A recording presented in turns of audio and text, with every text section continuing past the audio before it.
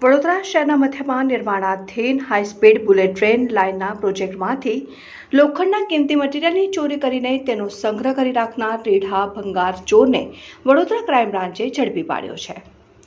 Mumbai Ahmedabad high speed rail project bullet ટ્રેનનું કામ પૂરજોશમાં ચાલી રહ્યું છે. હયાત રેલવે લાઇનની સમાંતર ચાલી રહેલી કામગીરીમાં કરોડોનું લોખંડનું સામાન પરિસરમાં પડ્યું રહે છે. આવા કિંમતી લોખંડ અને જીઆઈના સામાનની ભૂતકાળમાં પણ ચોરી પકડાય છે. ત્યારે આજે વડોદરા ક્રાઇમ બ્રાન્ચે એક ભંગારના વેપારીના ગોડાઉનમાંથી 7 લાખ ઉપરાંતના કિંમતનું ભંગાર ઝડપી પાડ્યું છે.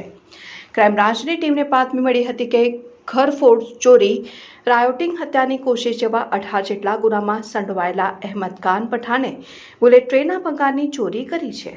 જે બાતમીના આધારે પોલીસે નવાયાર્ડ વિસ્તારમાં તેના ભંગારના વખારમાં તપાસ કરવા પહોંચી હતી. પોલીસને જોઈને અહેમદ ખાન પઠાણ સ્થળ છોડીને ભાગવા જતો હતો. તે દરમિયાન પોલીસે તેને ઝડપી પાડ્યો હતો. જ્યારે ગોડાઉનમાં તપાસતા તેમાં લોખંડ અને ગેલ્વેનાઇઝના બુલેટ ટ્રેનના ટ્રેક નિર્માણમાં વપરાતા સાધનો મળી આવ્યા હતા. પોલીસે અહેમદ ખાન પઠાણની પૂછપરછ કરતા તેણે જણાવ્યું કે આ સામાન કેટલાક મજૂરો તેઓને છૂટક વેચાણ કરી ગયા છે. જ્યારે આધાર પુરાવા વિનાનો બુલેટ ટ્રેન પ્રોજેક્ટનો ભંગાર મળતા બુલેટ ટ્રેન પ્રોજેક્ટના અધિકારીને બોલાવીને ફતેગંજ પોલીસ મથકમાં ભંગાર ચોરીની ફરિયાદ નોંધાવીને આરોપી અહેમદ ખાન પઠાણની ધરપકડ કરીને 7,19,000 રૂપિયાની કિંમતના ભંગારનો મુદ્દામાલ કબજે લીધો હતો.